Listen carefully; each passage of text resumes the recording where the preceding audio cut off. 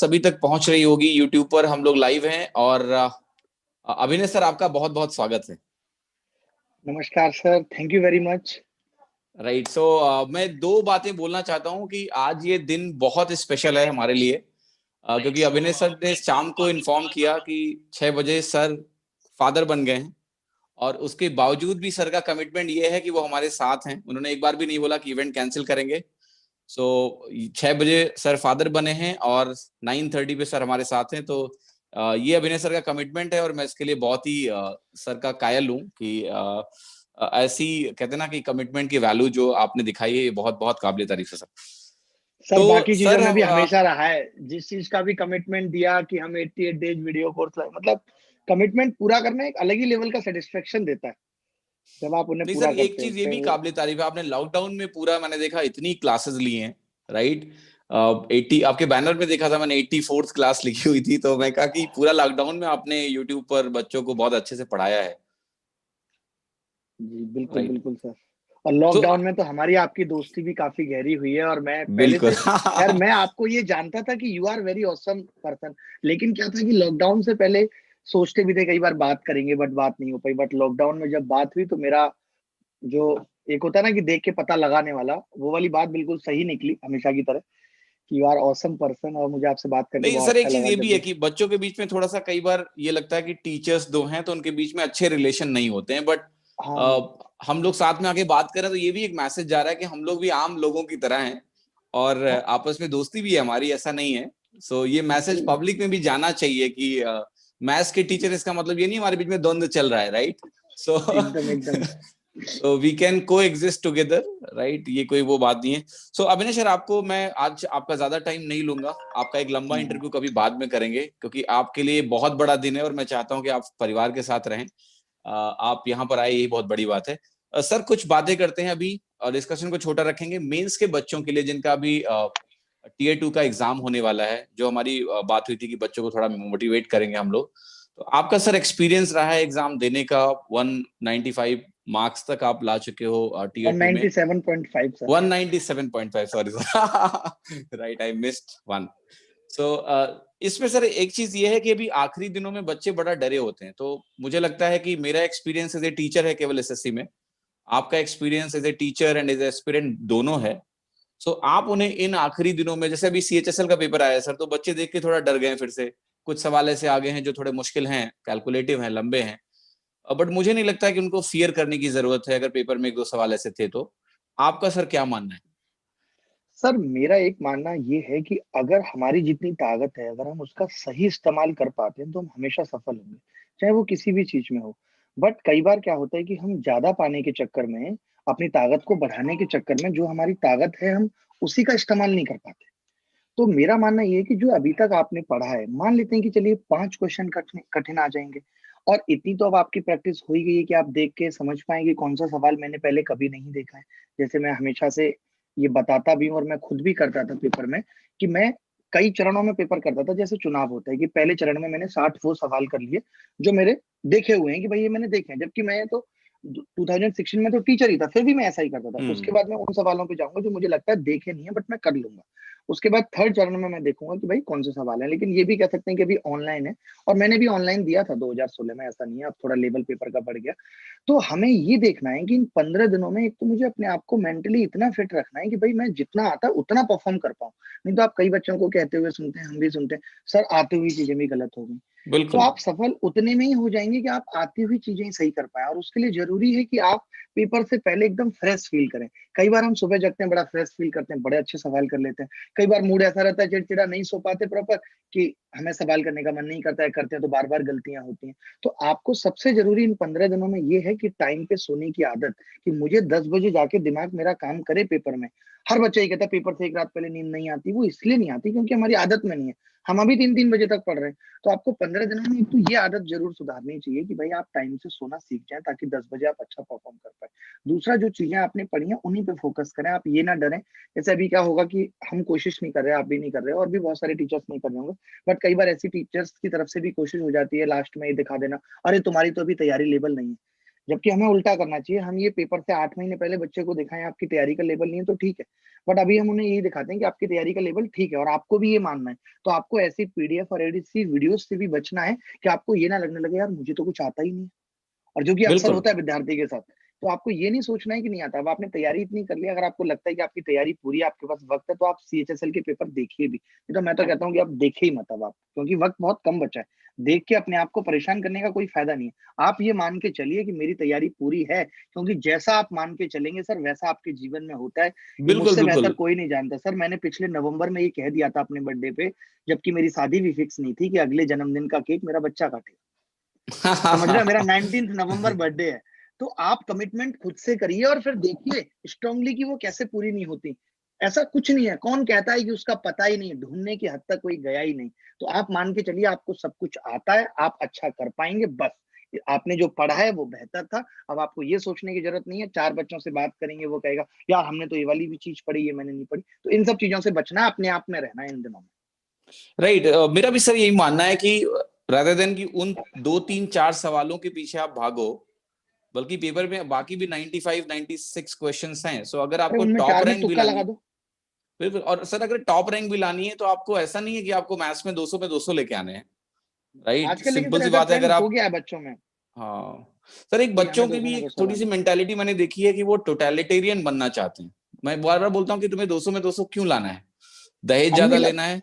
बिल्कुल सही मैं बात कहता है, हूँ ज्यादा बिल्कुल सही बात दहेज है। लेना है या सोसाइटी में दिखाना है कि मेरे बहुत ज्यादा नंबर हैं? क्या करना चाहते हो हाँ, 200 में 200 लाके? बिल्कुल राइट। उससे आपकी इंग्लिश की तैयारी भी प्रभावित हो सकती है और आप पे मेंटल प्रेशर ज़्यादा बन सकता है इस बात का। राइट सर, एक चीज और पॉइंट है कि जैसे पेपर कैलकुलेटिव होता जा रहा है। सो एज ए टीचर आप उस कैलकुलेशन को कैसे देखते हैं मेंस में? आप भी जिस समय 197.5 लाए सर, किसी पेपर में 99 क्वेश्चंस इस तरीके से करेक्ट करना मजाक नहीं, वो कैसा भी पेपर हो। जैसे लोग कहते हैं कि जी। पहले पेपर आसान आते थे, अभी पेपर कठिन आते हैं। मेरा ये मानना है कि आसान पेपर में भी 99% एक्यूरेसी मजाक नहीं है। सो अभी का सर जो कैलकुलेशन आप पेपर में देखते हो, वो आपका नजरिया उसको लेके क्या है कि बच्चे को किस तरह से उसके लिए तैयार होना चाहिए? सर कई बार तो हमें भी लगता है कि उसका कोई सॉल्यूशन नहीं है। कई क्वेश्चंस को देख के ऐसा लग जाता है। उसमें आप ये कर सकते हो कि भाई आपने अप्रोक्सीमेशन ले लिया कि यार पहले दो ऑप्शन नहीं हो सकते। सर यहाँ पे चार ऑप्शन है और आपको करेक्ट करने हैं, और मान लेते हैं आपने दो गलत कर दी तो आपको दो में तुक्का लेना पड़ेगा कि यार ये मेरे हिसाब से सही आंसर हो। इतना तो सर करना ही पड़ता है। और 100% अटेम्प्ट मैं बहुत सही मानता हूँ इस चीज को। कुछ लोग कहते हैं नहीं करना चाहिए, बट अगर आपकी तैयारी का लेवल बहुत है, क्योंकि आजकल तो एसएससी भी आप देख रहे हैं 90% तो मांग ही रहा है। 70% पे तो हम्म। कट ऑफ जा रही है। तो आपको पूरा करना भी है तो कुछ आपको रिस्क लेने पड़ेंगे, बिना रिस्क के कुछ नहीं है। तो अगर जिन सवालों में आपको लगता है जैसे भाई आपने यूनिट डिजिट्स, मैं ये कहता हूँ आजकल बच्चों को कि भाई आप एक चीज पे ध्यान दो, जब आप सवाल कर रहे हो तो आप ये मत जाओ कि मुझे फाइनल आंसर निकालना है। एक नजर ऑप्शन पे लगा लो। एक नजर आपकी ऑप्शन पे लग जाएगी, क्या पता ऐसा हो कुछ सवालों में कि आपने जैसे ही निकाला और आपको एकदम आइडिया लग गया। जैसे कई बार नहीं लग जाता सर हमें कि अंडर रूट 64 प्लस एक भुजा बिल्कुल हम निकाल चुके हैं 8, और हमें पाइथागोरस लगना है और 64 से ऊपर रूट में एक ही है। तो हम कई बार वैसे लगा देते हैं, और ऐसे दो चार सवाल या पांच सवाल तो पेपर में रहते ही हैं। उनको भी पता है, मतलब कि पेपर में सारे ज्ञान की जरूरत नहीं है, आपकी चालाकी भी मायने रखती है। बिल्कुल। तो सर एक चीज अभिनय कैलकुलेशन सर को और ऐसे भी है कि जीतना कई पड़ेगा। बच्चे इस स्टेज में हैं जिनके मॉक स्कोर अच्छे नहीं आ रहे हैं। मतलब उनका मॉक टेस्ट में कहते हैं कि हमारा 130 140 नंबर आ रहा है केवल। तो वो कॉन्फिडेंस, जैसे कोई अगर मैथ्स में एक अच्छा स्कोर कभी 170 160 कर लेता है मॉक में, तो उसको ये कॉन्फिडेंस रहता है कि मैं पेपर फोड़ सकता हूँ। लेकिन जो कभी 130 140 से ऊपर नहीं गया है, उसको आप क्या रिकमेंड करोगे कि वो कैसे कॉन्फिडेंस सर करके ऐसे जाए? कई बार ऐसा जरूरी नहीं है सर। जैसे 140 हम मान लेते हैं नहीं गया है और उसको ये लग रहा है कि यार मुझे आता तो कुछ है, बट कुछ ना कुछ गलतियां हो जा रही हैं या पेपर। सर मॉक टेस्ट में हम ये नहीं कर सकते कि 100% वो एग्जाम ओरिएंटेड ही बिल्कुल होता है, बिल्कुल। कई बार गलत सवाल भी डल जाते हैं। तो हमें ये नहीं मानना चाहिए सर। मेरे तो इंग्लिश में कभी मॉक में 100 से ऊपर नंबर नहीं आया। एक दो बार दिया फिर मैंने दिया नहीं। वैसे मैं 130 लाया था, आपको बता दूं। और एक बच्चों को भी मैं ये बात बता दूं कि रेमो सर भी हिंदी मीडियम से है और यूपी बोर्ड से पढ़े हुए हैं। बता दूं ना सर ये बात। मैं इनको समझता था कि ये ऑक्सफोर्ड वगैरह से पढ़े हुए हैं, यहाँ से हमने पढ़ा है कनाडा से, क्योंकि इनकी इंग्लिश देख के लगता है। मैंने कई इनके इंटरव्यू सर देखे हैं। 10th में मैंने एग्जाम सर बोरे पे बैठ के दिया है। 10th का जो बोर्ड था, वो बोरे पे बैठ बताइए के एग्जाम दिया, और जब बताइए बैच आता मतलब। था तो वो मिट्टी वाला कमरा था, बोरा कहते थे झाड़ो उसको, तो पूरा कमरे पे धूल धूल हो जाती थी। सो बिल्कुल सर, पढ़ाई हम सर ऐसी ही सेम हमारी दोनों भी ही हिंदी उसी मीडियम से माहौल रही है। से हैं। बस एक्चुअली हम्म। क्या है कि हमारे जीवन में कोई ऐसा आया नहीं जिसने इंग्लिश में बात की हमसे। अब आपका थोड़ा ठीक है इंग्लिश में।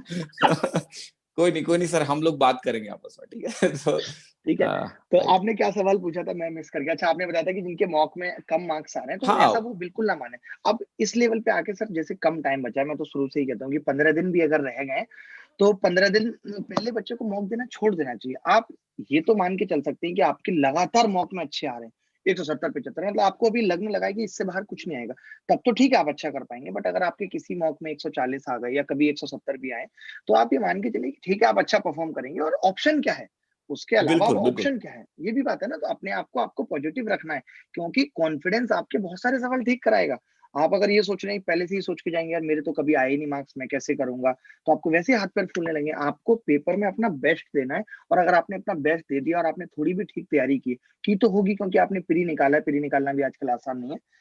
तो उन बच्चों के लिए थोड़ा ज़रूर रिस्क है जो बॉडी लाइन पे हैं। उनके लिए थोड़ा-सा रिस्क इसलिए क्योंकि सर अब नॉर्मलाइज़ेशन का ज़माना है। तो बिल्कुल। आपके बॉडी लाइन पे होने का मतलब है कि आप वाक़ई में नीचे हो। पहले तो ये होता था कि किसी का बॉडी लाइन पे हो सकता है कठिन शिफ्ट फँस गई हो, बट वो इंटेलिजेंट हो। तो वो चीज़ें उनके लिए रिस्क है, बाकी ऐसा डरने की कोई ज़रूरत नहीं है, क्योंकि कॉन्फिडेंस आगे तक ले जाता है कि मैं कर सकता हूँ। तो कहते हैं ना सर कि मान लो तो हार है और ठान लो तो जीत है, तो ठानना बहुत पड़ता है, बढ़िया, बहुत ज़्यादा बिल्कुल सर। अंतर हार और और कोई फ़र्क रहता है चॉइस भी इनके नहीं बीच। है। 2 पेपर आपके हुँ, पास हैं, जाके जितना हुँ, अच्छा कर सकते हो बिना डरे करो, वही बेस्ट है। सर बिल्कुल। एक एक चीज़ और पूछनी है मुझे, ये मेंस को हुँ, के बच्चों के लिए स्पेशली है कि हुँ, एक तो कई बच्चे हैं जिनका एक्यूरेसी लेवल कम है। वो कहते हैं कि हमारी मॉक में बहुत अच्छी एक्यूरेसी नहीं है, तो हमें कितना अटेम्प्ट करना चाहिए? अब ये बड़ा मुश्किल हो जाता है उनको ये बता पाना, क्योंकि अगर वो बहुत कम अटेम्प्ट करेंगे तो वो भी सीन से आउट है। आप सर देखिए, हाँ, आप भी जानते हैं सर, आप एक्यूरेसी सर किसी की भी नहीं होती है। कि मैं कितने बच्चों को नहीं जानता, आप भी जानते हैं कि भई अगर आप 100 क्वेश्चन करोगे तो 2, 4, 5, 10 गलत होना लाज़मी है। वो हमें कई सवाल तो ऐसे होते हैं, हमें पेपर में लगता है, अरे मैंने बिल्कुल ठीक किए हैं, बट नहीं होते वो ठीक। अगर आप पहले ही 80 करके आओगे, हम क्या करते हैं सर कि एक्यूरेसी ठीक नहीं है, मेरे तुक्के ठीक नहीं होते। एक्चुअली क्या होता है कि हम तुक्के मारते हैं 10 सवालों में, 4 ठीक हो गए, 6 गलत हो गए। तो हम लोगों को पता है क्या बताते हैं, 6 में तुक्का मारा था, 6 गलत। ये नहीं देखते कि हुँ, 4 में और भी मारा था, वो सही हो गए, उसको हम अपना ज्ञान समझते हैं। तो कभी सर प्रोबेबिलिटी भी ये कहती है कि 4 में 1 ऑप्शन करेक्ट है, 1/4 प्रोबेबिलिटी है। 4 में 1 करेक्ट होगा, उसकी भी 1/4 है। अगर 4 में 1 भी करेक्ट हुआ, इसका मतलब है आपको 0 मार्क्स आएगा। तो इसके बहुत कम चांस हैं कि अगर आप 2-3 सवालों में, तुक्के का मतलब ये नहीं है कि जय माता दी लिख दिया। बिल्कुल, तुक्के का बिल्कुल। मतलब है कि आपने थोड़ा आइडिया लिया। जैसे आप देख रहे हो कि 125 से गुणा हो रही है, इसका मतलब है 25 से कटने वाला होगा। मान लेते हैं 2 ऑप्शन है, तो 1 में क्लिक कर दो। तो ऐसी अप्रोच कुछ तो रखनी पड़ेंगी सर, एसएससी निकालना उतना भी आसान खेल नहीं नहीं, नहीं, कॉम्पिटिशन तो सर है, लेकिन वही है कि है। अटेंटिव रहना बहुत ज़रूरी है। पता होना चाहिए कि हम एग्ज़ाम में बहुत कम भी अटेम्प्ट ना करें और बहुत ओवर हुँ, रिस्क भी ना लें।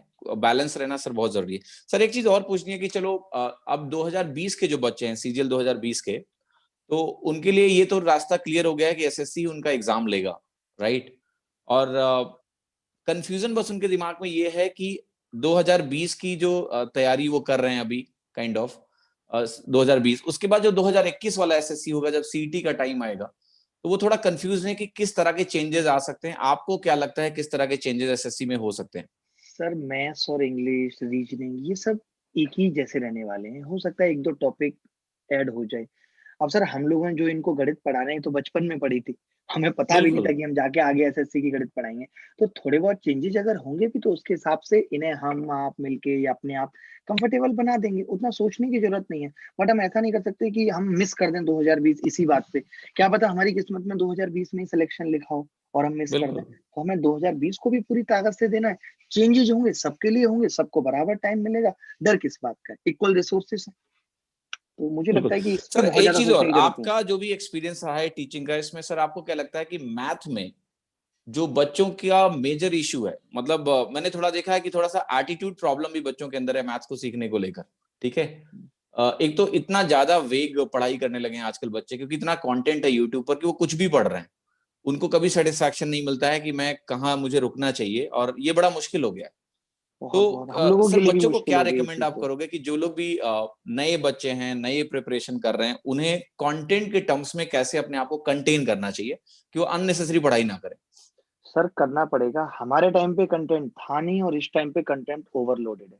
वो कहते हैं ना कि हर चीज़ के फ़ायदे नुकसान हैं, तो इस बार जब ये चीज़ें हुई हैं, तो मुझे ये लगता है सबसे पहले कि बच्चों को सबसे पहले प्रीवियस ईयर पेपर जो तैयारी स्टार्ट कर रहा है, उसको 1-2 महीने आराम से एनालिसिस करना चाहिए। भाई आप ग्रेजुएट होके आए हो, सीजीएल का एग्ज़ाम आप दे रहे हो, ग्रेजुएशन आपने कर रखी है, इतनी समझ आपको है कि आप 1-2 बार, क्योंकि हम ऐसे किसी को ना क्रिटिसाइज़ कर सकते कि भाई कोई क्या पढ़ा रहा है। बट ये सर आपने सही बात कही कि बच्चों की जो भूख है ना, वो बस उनको कुछ समझ में नहीं आ रहा। उनको पता है क्या चाहिए? आजकल ये स्थिति हो गई, बस नया सवाल लाओ। पेपर में क्या आएगा कोई मतलब नहीं है। नया सवाल कराओ, कठिन सवाल कराओ। इस चीज़ में वो जा रहे हैं, जो कि बहुत गलत है। भई आप जिस रास्ते पे आपकी मंज़िल है, अगर आप उस रास्ते पे चल ही नहीं रहे, आप चल रहे हैं साहब पहाड़ों पे, जबकि प्लेन रास्ता था।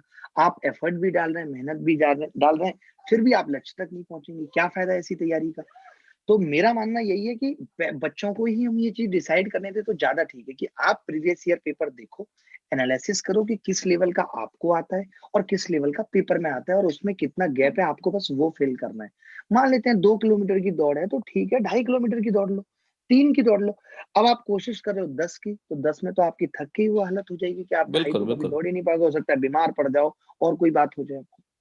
राइट। तो एक सर अतः और चैलेंज समझिए मैं देख रहा हूँ कि जो बेसिकली हिंदी मीडियम के बच्चे हैं, जो हिंदी बेल्ट के बच्चे हैं, यूपी, बिहार के जो बच्चे हैं या मध्य प्रदेश हम लगा लें, राजस्थान लगा लें, जिनका मीडियम हिंदी है, मतलब नॉर्मल ग्रेजुएशन किया उन्होंने, बीए किया। अब सर प्रॉब्लम ये है कि वो देख रहे हैं कि हर साल जो टॉपर है, चाहे वो 16 का हो, 17 का हो, 18 का हो, ये सब इंजीनियर्स हैं, एनआईटी या फिर आईआईटी के, ऑल इंडिया रैंक 1, हुँ, और मैक्सिमम टॉप 100 में बच्चे जो हैं वो इंजीनियर्स हैं, बीटेक वाले, राइट? तो एक सर, एक जो कॉन्फिडेंस है, जो मैं 2020 के बच्चों के लिए बात कर रहा हूँ, उनके दिमाग में ये चीज़ आती है कि क्या हम इस रेस से बाहर हैं? अगर हम इंजीनियर नहीं हैं, तो क्या इस रेस से हम बाहर हैं? क्या बीए वाला बच्चा, बीए के बच्चे भी जैसे जो निकल रहे हैं, जो टॉप 10 में आ रहे हैं, कहीं न कहीं उनका बैकग्राउंड मैथ का है कि 12th में उन्होंने मैथ कर रखी हुई है। तो ये जो गाँव के बच्चे हैं स्पेशली, मेरा ये मानना है कि मैथ्स ऐसी है जो सीखी जा सकती है। अगर आप कुछ भी हो, अगर मेहनत करोगे तो आप सीख सकते हो। बट फिर भी वो करेज वो कैसे डेवलप करें कि हाँ, ये पॉसिबल है कि मैं भी रैंक 1 बन सकता हूँ, रैंक 2 बन सकता हूँ, भले ही मैं आईआईटी, एनआईटी का नहीं हूँ, इंजीनियर नहीं हूँ। सर एक्चुअली उन उन लोगों को भी तैयारी तो शुरू से ही करनी पड़ रही है। ऐसा तो है नहीं कि जो कांसेप्ट उनको आते हैं उस बेसिस पे तो निकल नहीं रहा है एसएससी। हम भी सोच के गए थे 2012 में कि 200 कराएँगे सीधे इंजीनियर थे। बट हमें भी वहाँ जाके पता चला 163 नंबर ही आए। बहुत हमने भी एफर्ट डाला तो हमें समझ में आ गई कि जो ज्ञान हमारे पास है ना, पढ़ने के बाद ये था, तो उससे तो 200 नहीं आ सकते, उसके लिए चाहिए शॉर्ट कांसेप्ट। तो वो लोग भी पढ़ने आ ही रहे हैं, सीखने आ ही रहे हैं, चाहे यूट्यूब से सीख रहे हैं, हमारे पास आ रहे हैं, आपके पास आ रहे हैं। तो ये बच्चे भी सीख सकते हैं, बस इनमें और उनमें यही अंतर है कि जो चीज़ ये वो 5-6 महीने में कर ले रहे हैं, इनको हो सकता है 7-8 महीने लग जाएँ, इससे ज़्यादा बिल्कुल, अंतर कुछ नहीं है। मेरे हिसाब से इससे ज़्यादा अंतर कुछ नहीं कि भई उनको बीटेक में एग्ज़ाम लास्ट नाइट देने की आदत पड़ जाती है। कुछ थोड़ी बहुत चीज़ें तो फ़ायदा होगी भई, उन्होंने भी 8-9 लाख खर्च किए हैं।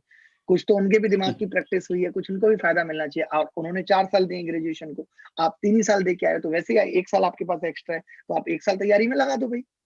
तो बिल्कुल। सीखने वाली तो सर बात ऐसी है, मैं एक लड़के का नाम मुझे याद नहीं आ रहा है, मेरा स्टूडेंट है सर, वो उसको कुछ गणित में नहीं आता था। मैंने उसको एक ही बात कही, मैं अभी भी कहता हूँ कि आप क्लास में आके बैठ जाओ, और अभी भी ऐसा है कि मेरी क्लास में 40% लोगों को समझ में नहीं आता। मैं कहता हूँ बस आप बैठे रहो। तो बैठने के बाद जब उसने 3-4 बैच करे, तो तब जाके उसको हल्की-हल्की हवा लगने लगी। और सर ऐसी कोई चीज़ नहीं जो आ ही नहीं सकती, बस बच्चे क्या है ना कि हिम्मत हारने लगते हैं, वो टूटने लगते हैं। आजकल क्या है ना, हुँ। लोगों में पेशेंस बचा नहीं, सब कुछ हाल चाहिए, तुरंत पढ़ें, टीचर ऐसा ज्योमेट्री का कैप्सूल दे दे, तुरंत सिलेक्शन हो जाए, और बिना धैर्य के तो कुछ मिलने वाला है नहीं। वो कहते हैं ना, ये कली जब तलक फूल बन के खिले, इंतज़ार इंतज़ार करो। तो इंतज़ार तो करना पड़ेगा, वक़्त लगेगा, तो वक़्त नहीं लगाना चाहते सर इसलिए ये टेंशन है। चैलेंज क्लास में भी आता है। बच्चे, अब कई बच्चे हुँ, पढ़े होते हैं, वो कहते हैं ये हमें आता है, आगे बढ़ो। ठीक है? ये टीचर के लिए बड़ा चैलेंज होता है ना? बहुत चैलेंज ऑनलाइन में सर, प्रॉब्लम ये है कि बच्चे कुछ भी लिख देते हैं। उन्हें कोई हाँ, देख तो रहा नहीं है, तो वो लिख देंगे आगे बढ़ो, ये बिल्कुल। आता है, ये बड़ा आसान है, ये क्यों करा रहे हो? अरे हाँ, भाई ये क्यों बैच करा है रहे तो हो? पूरा पढ़ाएँगे ना हम। पूरा पढ़ाई वही तो। अब ये तो सर इतनी ज़्यादा इसकी समस्या है, इससे हम भी जूझ रहे हैं, कोई इलाज इसका मिला नहीं। हमें तो यही करना पड़ता है ज़्यादा से ज़्यादा कि सरल सवालों में फिर कम से कम वैल्यू बदल दें। कई बार बहुत गुस्सा आ जाती है तो क्या करते हैं, एक सवाल कठिन पूछ देते हैं, "ज़रा तुम बताना इसका उत्तर।" और कई बच्चे तो सर ऐसे-ऐसे भी लिख देते हैं जिनको एक भी सवाल का उत्तर नहीं आता, फिर क्या कहेंगे, "थोड़े ढंग के सवाल कराओ।" ऐसे बोल देते हैं वो। तो ये चीज़ें तो सर बिल्कुल। इग्नोर करने में ही भलाई है। मेरा मानना तो यही राइट, है कि राइट। इग्नोर किया जाए। सर मैं खुद देख रहा हूँ, आप भी देख रहे होंगे, यूट्यूब पे लाइव पढ़ाने में हमारी ना एफिशिएंसी आ रही है, ना बच्चों की आ रही। और बच्चे को चाहिए लाइव, क्योंकि उसको चाहिए बीच-बीच में बातें। आप देखोगे अगर हम इनको वीडियो रिकॉर्ड करके दें, तो हम ज़्यादा पढ़ा देते हैं। या आप जैसे पहले हुँ। पेन टैब पे पढ़ाते थे, हम अनअकैडमी पे पेन टैब पे पढ़ाते हैं, एफिशिएंसी ज़्यादा आती है। बट इनको एफिशिएंसी से कोई मतलब नहीं है। इनको चाहिए माहौल, जहाँ पे बातें हो रही हैं, हँसी-मज़ाक हो रही है, तो ये उस इनको पता नहीं है, लेकिन ये हमारी ज़िम्मेदारी है कि हम इनके हिसाब से ना चल के अपने हिसाब से चले। ये बाद में कहेंगे कि जी हाँ, बेहतर किया आपने। राइट। अभी सर एक चीज और पूछनी, जो कि आपका ऑफलाइन का भी अच्छा एक्सपीरियंस है, ऑनलाइन का भी। मैंने हुँ। ऑफलाइन ज्यादा नहीं पढ़ा है सर, मैंने 1 साल कैट के लिए पढ़ाया केवल, और वो भी बहुत कम बैचेस लिए थे मैंने। सर तो हमारा तो किस में 8-9 साल ज्यादा का मजा गया आता है सर, ऑफलाइन का। कैट सर में, इसमें ऑफलाइन ऑफलाइन में या ऑनलाइन में सर? सर ऑफलाइन तो एक तरीके से टीचिंग है ही नहीं, वो तो आनंद है। समझ रहे हैं आप? अच्छा। मतलब हम टीचिंग में आए इसलिए थे कि ऑफलाइन क्लास में मजा आता था। भाई किसी बच्चे को पकड़ ले, जो आप कह रहे थे ना कि ऑनलाइन में बच्चा कुछ भी बोल के निकल जाता है, ये फैसिलिटी ऑफलाइन में नहीं है। हमने जिसको पकड़ दे, चाहे उसकी बॉडी बिल्डर है वो, चाहे कुछ भी है सर, क्लास के अंदर वो कुछ नहीं है, क्योंकि उसने कुछ बोला जरा भी, सवाल ही नहीं उठता कि वो हम्म। बोलेगा। तो बाकी के बच्चे उस पर चढ़ जाएंगे। तो ऑफलाइन का एक अपना अलग ही मजा है। मतलब जैसे हम कहते हैं कि जैसे हम जिम बना लें अपने घर, मैंने बना ली भाई, तो जो जिम नहीं होती, एक एनवायरनमेंट चाहिए कि भाई थोड़े गाने चल रहे हैं, इधर उधर देख लिया। तो ऐसे ही एक सेल्फ मोटिवेशन की जरूरत होती है जब आप कुछ भी करते हो, आप सामने वाले को देखते हो। अब मुखर्जी नगर में आप देखोगे एक बच्चा सुबह से बस्ता लेके भाग रहा है। तो हर चीज के फायदे नुकसान अपने हैं। लेकिन सर अगर आज हम सोचते हैं कि आज ऑनलाइन नहीं होता, ये सारी चीजें नहीं होती, हम नहीं पढ़ा रहे होते, तो हम तो अभी 8 महीने से कुछ नहीं कर रहे होते, और बच्चे भी घर पे कुछ नहीं पढ़ पा रहे होते। तो शायद ये सही हुआ ऑनलाइन वाला सिस्टम भी। सर बाकी मुझसे दोनों के किसी ने अपने अपने पूछा फायदे कि हैं। सर आप ऑफलाइन क्यों नहीं पढ़ाते हैं, तो मैंने मजाक में कहा कि मुझे 7 साल पहले ही पता लग गया था कि कोविड आएगा। ठीक है, तो मैं अच्छा ऑनलाइन अच्छा, ही हाँ। पढ़ाता हूँ बस। ठीक सर है। ऑफलाइन में मैं एक अगर सिंपल सी भाषा में कहूँ तो आप ऐसा समझ लीजिए, आप 8 घंटे पढ़ा के आपको पता ही नहीं चलेगा आपने पढ़ाया, और आपको थकान नहीं नहीं नहीं, होगी। बिल्कुल बिल्कुल सर, हाँ, वो और एक ऑनलाइन में अलग ही सर स्ट्रेस है बहुत। इंटरेक्शन और एक्सपीरियंस है, बिल्कुल। तो सर जैसे अभी 8-9 महीने पढ़ाने के बाद गर्दन दर्द, ये दर्द, ये सब होने लगता है, ऑफलाइन में सब कुछ नहीं। राइट। बड़ा सर तो आनंद है। बच्चों का एक क्वेरी था मेरे पास, कुछ लोगों ने पूछा कि क्या अभिनय सर कोविड के बाद ऑफलाइन में दिखेंगे फिर से? हाँ, मैं तो सर रहता हूँ हमेशा, मेरा तो मतलब अवेलेबिलिटी पूरी है, कोई वो नहीं। राइट। अभिनय सर एक चीज और पूछनी है मुझे, कि जो मैं एक चीज को आपके बहुत एडमायर करता हूँ कि चैनल्स बहुत थे, आपने जब चैनल बनाया अपना अभिनय मैथ्स, हुँ, उस टाइम पे मेरा भी एक चैनल तो मैंने बनाया था, मैंने वीडियो ज्यादा डाले नहीं थे उस टाइम तक, क्योंकि हम यूट्यूब के पोटेंशियल को समझ ही नहीं पाए।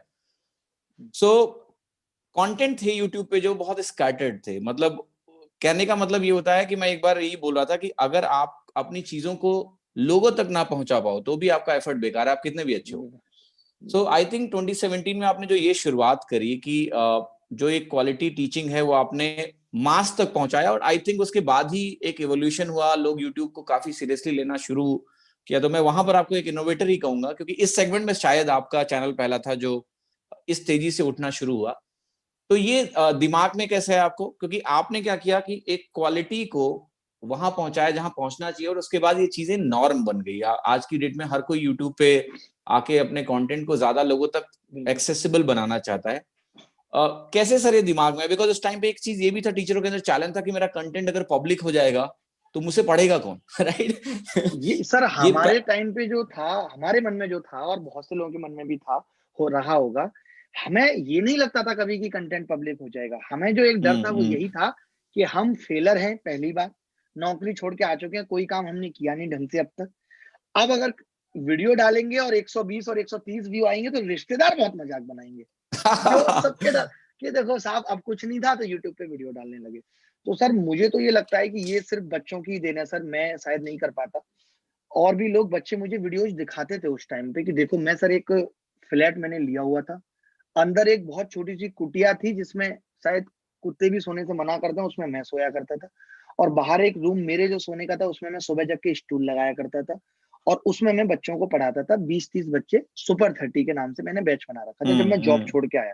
जॉब छोड़ने से पहले मैंने अच्छी क्वालिटी की टीचिंग की और अच्छे बच्चे मेरे पास थे। पर जॉब छोड़ने के बाद सारी चीज़ें खत्म हो चुकी थी और मैं बहुत ही ज़्यादा स्ट्रगलिंग फेज़ में था।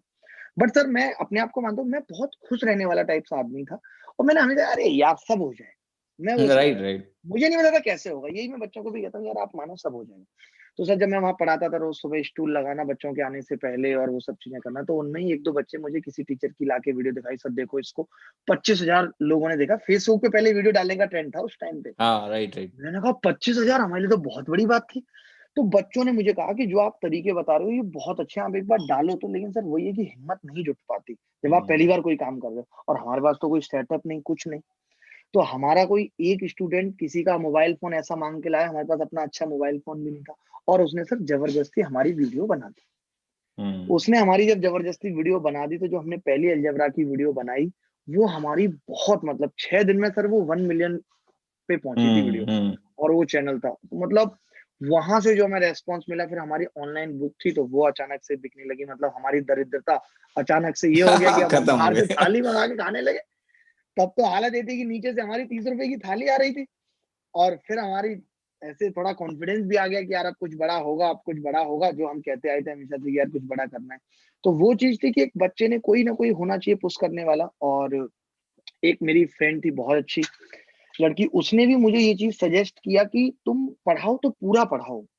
उसका ये आइडिया था कि हम्म। तुम अगर पढ़ाओ तो पूरा पढ़ाओ, वरना मत पढ़ाओ। जो भी चीजें पढ़ो पूरी पढ़ाओ, और तुम ये मत सोचो कि ऐसा कुछ होगा कि कंटेंट आउट हो जाए। क्योंकि हमारा उस टाइम क्या है, रिजल्ट आ चुका था, अगस्त में हमने चैनल बनाया, सितंबर में हमारे डबल ए वाला रिजल्ट आ गया। तो हमने सोचा ठीक है, अगर कुछ नहीं होगा तो कम से कम बच्चों को फायदा पहुंचा के अपना बिल्कुल नौकरी बिल्कुल। ज्वाइन कर लेंगे। वो चीज थी। तो मुझे ये भी लगता है एक पार्ट पे तो कि शायद मेरे पास हर वक्त एक गवर्नमेंट जॉब अवेलेबल थी, इसलिए भी कॉन्फिडेंस लेवल हाई था कि कुछ नहीं तो हम्म। वो कम से कम है। यही मैं बच्चों को भी कहता हूँ। आज बच्चे कहते हैं कि सर मुझे कुछ बहुत बड़ा करना है, तो मैं कहता हूँ यार ठीक है आप बड़ा कर लेना, बट ये गवर्नमेंट जॉब एक सीढ़ी है। अपने आप को बिल्कुल प्रूव बिल्कुल। करना है आपको पेरेंट्स की नजर में कि भाई हम भी कुछ हैं, फिर आप कुछ भी कर लो उसके बाद। तो और सर सीढ़ियों से करना मैं ये पड़ेगा। कहूंगा, आप हैं, मैं हूं, हम लोग एग्जाम्पल हैं कि ऑनलाइन ने एक पैरिटी लाई है। यहाँ पर आप जो चाहो वो बन सकते हो। अगर आपके अंदर बिल्कुल कैलिबर है, आपको टीचर बनना है, तो प्रयास करो, वीडियो बनाओ, लोगों को कन्विंस करो कि देखें आपका वीडियो। सब लोग ऐसे ही उठे हैं, है ना? कोई ऐसे बिल्कुल। आप में क्या अलग है वो आप दिखाओ लोगों को, और सब में कुछ ना बिल्कुल कुछ लोगों अलग को होता दिखाओ। तो एक पैरिटी का नहीं कही। सर एक चीज और पूछनी है जो टीचरों को, ऑनलाइन टीचरों को स्पेशली बहुत ज्यादा इम्पैक्ट करती है, क्योंकि टीचर्स थोड़ा सा कहते हैं ना कि जब वो क्लास को पढ़ाते हैं तो वो एक अपने तरीके से क्लास को पढ़ाना चाहते हैं। ऑनलाइन में सर न्यूसेंस और डिस्टरबेंस बहुत है, ट्रॉलिंग बहुत है सर। कुछ भी पोस्ट कर दो, वहां ट्रॉल करना शुरू कर देते हैं टीचर्स है। को। बिल्कुल तो सर। ये जो सर, इसका आपके ऊपर तो ज्यादा होता है, ठीक है, मैंने देखा है आप बड़े बड़े पंगे लेते हो, ठीक है। सो सर इसका क्या असर होता है, मतलब आपको जब ये सब चीजें होती हैं ना, तो एक जो मेंटल सेटअप होता है वो कहीं ना कहीं डिस्टर्ब तो होता ही है, राइट? हम लोग we all are human beings. तो ये कैसे हैंडल करते हो आप कि हमेशा मुस्कुराते रहते हो आप? हमने आपका सर गुस्सा भी मेरे देखा है, खैर, ठीक है। हाँ हाँ नहीं सर, मुझे गुस्सा मतलब सीरियसली आता नहीं। जिन लोगों ने भी देखा है तो वो उन्हें नहीं पता कि उसके बीच में कितनी बार हंस के कट किया गया है। हाँ, तो वो चीज है सर। मुझे जो एक दो चीजें लगती हैं, जैसे कि मेरे जो टीम मेंबर हैं सर, बहुत ज्यादा नहीं है, मेरे पास दो चार ही टीम मेंबर हैं जो हर वक्त साथ रहते हैं। बहुत लोगों को उनसे शिकायत है। आपको देख नहीं पा रहे हैं सर, अच्छा कुछ इशू हुआ है क्या? आप सुन पा रहे हैं मुझे? हाँ। हाँ। हेलो।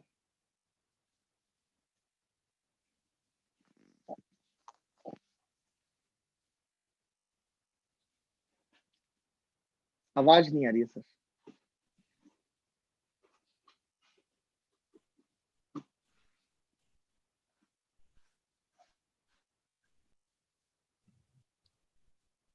हेलो।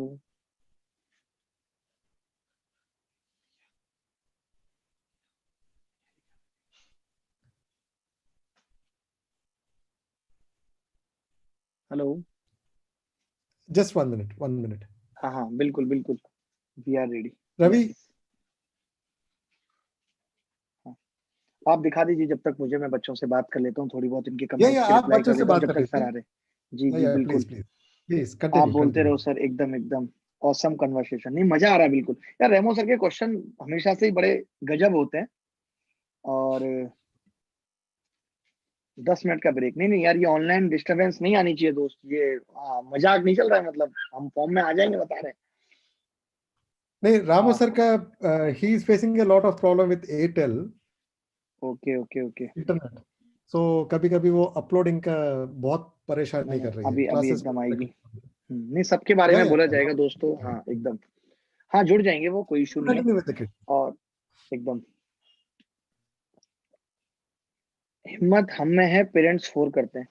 नहीं देखिए, पेरेंट्स, कई बच्चे कहते हैं इस बात को कि पेरेंट्स फोर्स करते हैं। ये देखिए सबके हेलो। साथ रहता है, क्या हमारे साथ नहीं था? पेरेंट्स का सपोर्ट तो होना जरूरी है। हेलो। सर मैं हाँ गायब जी हो गया सर। था, सॉरी, मैं आ गया। हाँ ठीक कोई है। बात नहीं, अरे मैंने हैंडल कर लिया, बिल्कुल बिल्कुल। ठीक मैं है, क्या, ठीक है। आपने बड़ा बड़ा पता कमाल का सवाल पूछा था आपने। एक्चुअली मेरा क्या हम्म। मानना है सर, एक मैं इसको शायरी से ही आपको पता है एक्सप्लेन करता हूँ बिल्कुल बिल्कुल, कि हाँ।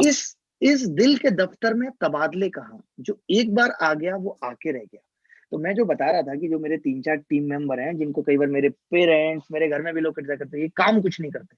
मैं कहता हूँ ये काम कुछ नहीं करते, बट ये मेरे उस वक्त से साथ है जब मैं बहुत स्ट्रगल कर रहा था, धक्के खा रहा था। तो जो मेरे दो तीन टीम मेंबर हैं सर, मैं गलत कर दूं तो वो कहते हैं सर बिल्कुल सही किया, बिल्कुल सही, आप टेंशन। वो मुझे पहले गाइड करते हैं बिल्कुल कि आपको ऐसे नहीं करना है, वैसे नहीं करना है, लेकिन अगर मैं ज्यादा कर जाऊं तो वो मेरे लिए एक बहुत बड़ा सपोर्ट है, मेंटल सपोर्ट। जैसे कि हर इंसान के जीवन में किसी के में वो लाइफ पार्टनर होता है जिससे वो हर लेवल की बातें शेयर कर सकते हैं, बट मेरे केस में सर वो मेरे टीममेट है कि मैं उनसे छोटी से छोटी बात भी शेयर करता हूँ। मैं कहता हूँ अब मुझे बहुत स्ट्रेस हो रहा है, मैंने ऐसा कर दिया, ऐसा बोल दिया।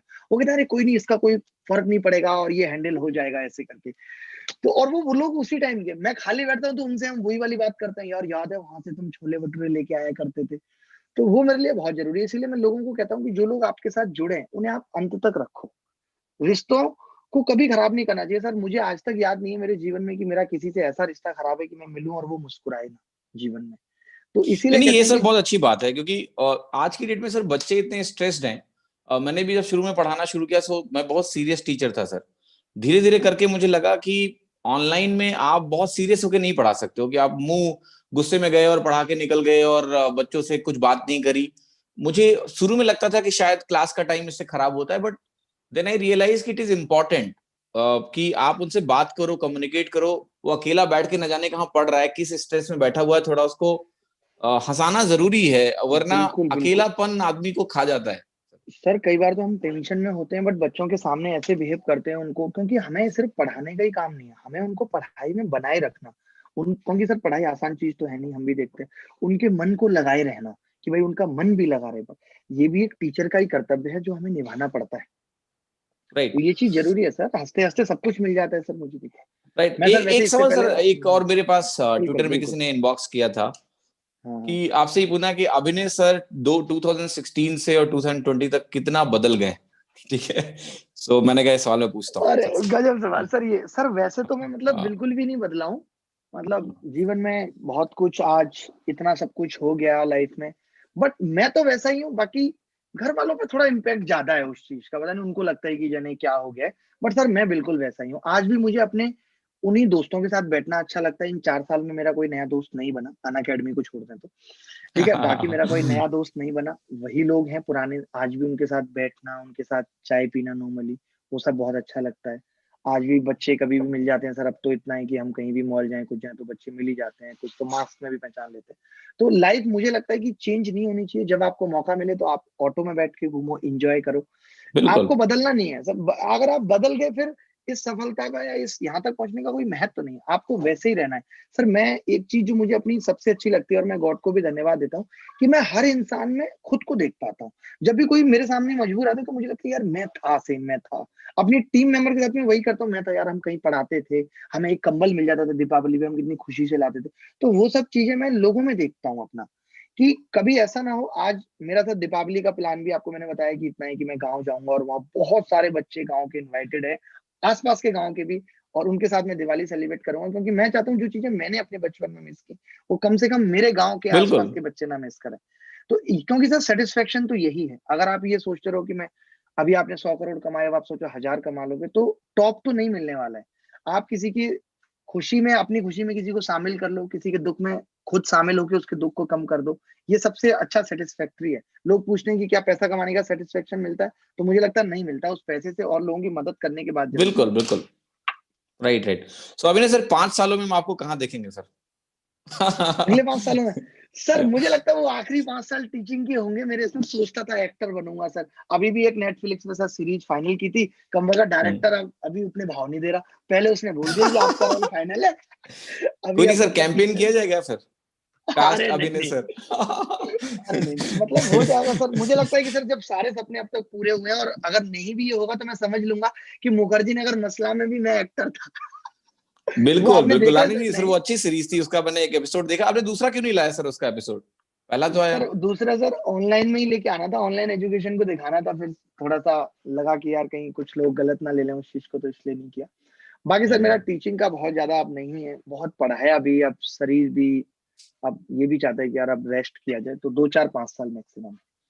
चलिए सर, बढ़िया। आप मुझे उम्मीद है कि 5 साल बाद भी कुछ ना कुछ समाज को सुधारने के लिए जरूर करते रहेंगे। हाँ तो वैसे सर सर मैं सोशल आपका, वर्क मेरा कंटिन्यू रहेगा। बहुत बढ़िया सर। सर मैं आपका ज्यादा टाइम नहीं लूंगा, कभी एक लंबा इंटरव्यू आपका करूंगा मैं, ठीक है? हाँ पास बुला के उसमें सर, उसमें ज्यादा मजा आता है ना। ये वही जूम वाला वही तो हमने स्टूडियो में पहली बार करेंगे करा। सर। बताओ, हमें तो ढंग से पता नहीं है कि कहाँ पे क्या फिट करना है। आप तो कोई टेक्निकली भी स्ट्रांग हो गए हो, इंग्लिश आपकी अच्छी है। मुझे तो डर था सर, कहीं इंग्लिश का जाते कोई समय इंग्लिश महत्व में तो ना नहीं बोल है। दो। हम लोग तो मेनली वही है सर, मुझे हिंदी सीखना पड़ रहा है वापस। मैं अच्छा, बच्चों भूल से गए हैं? कनेक्ट ही नहीं कर पाता हूँ सर, मैं अंग्रेजी ज्यादा हो गई मेरे अंदर, तो अभी मुझे हिंदी सीखना पड़ रहा है वापस की उनसे मैं हमारे कनेक्ट अंदर कर आ पाऊँ। सकती है क्या सर अंग्रेजी? कई रिश्ते सर हमारे बिल्कुल, क्यों इसीलिए नहीं ढह सर। गए कि अरे इंग्लिश नहीं बिल्कुल आती सर, थी। बस बिल्कुल आएगी, बिल्कुल एक बार कमिटमेंट आप करोगे तो वो भी आ जाएगी, कोई बड़ी बात नहीं है। सो अभिनय सर, मैं आपका ज्यादा टाइम नहीं लूंगा आज, क्योंकि आपके लिए बहुत बड़ा दिन है, आप परिवार के साथ रहिए, बच्चे के साथ रहिए। बहुत और मजा आया सर हमारी आपके आपकी साथ बात मुलाकात भी करके। नहीं हुई है, हम लोग डिजिटली मिले हैं अभी तक। सो बिल्कुल, बिल्कुल। जल्दी ही जब मिलेंगे, भी आपसे फिजिकली भी बात मिलते हुई हैं। तो बहुत अच्छा लगा, और हाँ। मतलब कुछ चीजें हमें भी सर आपको सिखानी पड़ेंगी, थोड़ा आप डर जाते हैं अभी, मतलब माहौल को देख करके ऑफलाइन ये वो सब, ऐसे आपको डरना नहीं है। जब भी हम कैंपेनिंग भी करेंगे तो मतलब तगड़ी। मैं एक बात बच्चों को बता दूं कि रेमो सर बहुत ही मतलब कहते हैं ना कि क्लीन हर्ट टाइप है, जिनको पता नहीं है। आप ऐसे कह सकते हो कि जैसे मतलब जिनको चालबाजी चालाकी ये सब नहीं आती। हमें क्या है कि वहां मुखर्जी नगर में रह के ना चाहते हुए थोड़ी बहुत सीखनी पड़ी, बट इनको नहीं आती, तो इनको थोड़ी बहुत हमें सिखानी पड़ेगी। सर मैं उधर आया नहीं ना, इसलिए मैं कहते ना कि जब उस हाँ, मैदान में आप बिल्कुल। रहोगे नहीं तो आप सीख नहीं सकते हाँ, ना। ठीक है। समझ गए। तो मैदान से चलिए सर, बहुत बहुत धन्यवाद और बहुत बहुत हाँ, और बधाई। मैं एक बात लास्ट में फिर से ऐड करूंगा कि जी मैंने जी आपकी वीडियो पे पहले भी कई बार कमेंट किया, बट आपने ध्यान नहीं दिया, इग्नोर कर सर, मे भी मुझसे कमेंट मिस हुआ होगा, क्योंकि दिया। टीम देखती होगी हाँ, कमेंट, तो मैंने ध्यान, वही आपने जब वही पहली बार मैं। बताया था कि आपने शायद नवंबर में कमेंट किया था पहली बार, तो मैंने वो देखा ही नहीं सर। हाँ, अच्छा अदरवाइज मैं अच्छा, आपसे मुझे तभी लगा बताओ कांटेक्ट आप करता। रिप्लाई नहीं कर रहे यार। मैंने कहा यार कमेंट किया हमने, मैंने कई बार किया था, मुझे लगता है। कोई ठीक नहीं है, सर, चलिए अच्छा सर, हुआ इस बहुत अच्छा लगा कैंपेन के आपसे थ्रू बात हम लोग करके। मिले, और आगे भी हम आगे लोग भी मिलते अगर रहेंगे सर। सरकारें कुछ गलत करेंगी तो ऐसी कैंपेनें करते रहेंगे हम। नहीं, जरूरी है सर, बहुत जरूरी है। इस बार बिल्कुल। कम से कम इस कैंपेन में आपने बहुत ज्यादा इसको आगे बढ़ाया, और सारे टीचर अगर एक साथ खड़े हुए तो ये भी एक मैसेज है सभी को कि जरूरत पड़ने पे हम लोग साथ आएंगे, अन्याय तो नहीं होने देंगे एक एक हद तक। बिल्कुल। और चलिए सर, बहुत बहुत बधाई और धन्यवाद। थैंक फिर यू मिलेंगे वेरी मच आपसे सर। थैंक जल्दी। You. Thank you sir. Thank you sir. Thank you. Thank you.